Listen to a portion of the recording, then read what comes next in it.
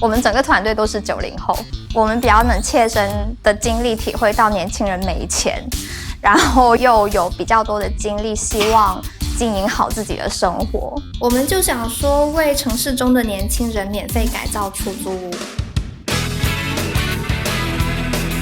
大家好，我们是五金少女。这个想法是来源于我们毕业之后在广州租房的经历。一开始和别人合租一个房子，3个女生挤在一起住，一个人就花700块钱，就大家其实没什么隐私。就厕所的门锁半夜坏了，然后就很着急的在厕所门口摆渡，就很崩溃。我们之前都是在南方报社工作，就很早关注到出租屋改造这个领域，因为当时我们在策划一个专题是爆改出租屋，就每一篇几乎都有10万加的阅读，跟传统的装修的方向会有比较大的不同，就担心跟房东沟通不好，或者说会破坏房东物产，所以我们会想方设法去克服这个障碍。低价天天完成，不破坏出租屋。目前改过了9个，有刚毕业的年轻人、情侣啦，还有3口之家。空间小跟收纳难，这是最共通的方案，就大概是占据了80%的时间。动手难度不要太高，它又要便宜，又要最好是能带得走。超市货架变身衣帽间。改衣帽间的那一期，就是在网上面传得非常火。然后2个人合租了一个房间，睡在同一张床上面，可能一个人先睡了，另外一个人要从他身上跨过去。对，我们给到的方案可能就是有点模仿大学的宿舍，但是把底下完全做成了一个衣帽间的形式，同样都是货架来做的。它安装很方便，就是一个大概200-300块的样子。我们改过最小的一期，15平米住一对情侣的那一期。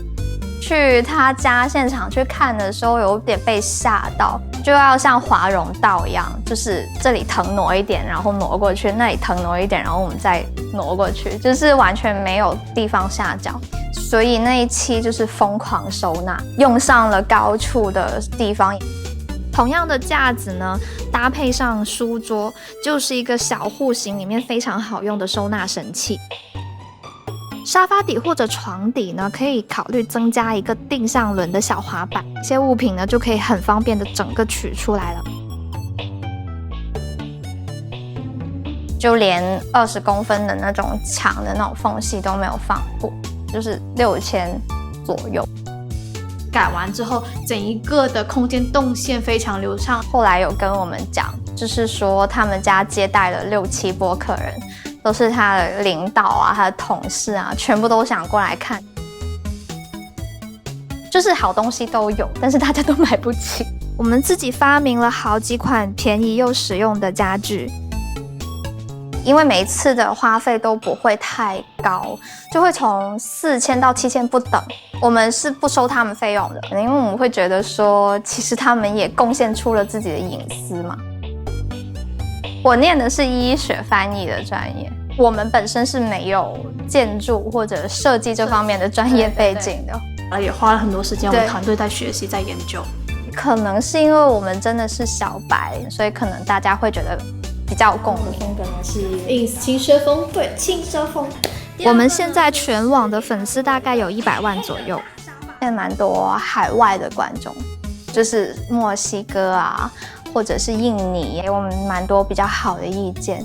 刚开始出来社会，他可能租到的房子的条件不太好，那很多人可能会抱着说要省钱，或是觉得说哦，现在的生活我不值得过，然后就比较含糊的去生活。简单的改善自己的生活没有那么难。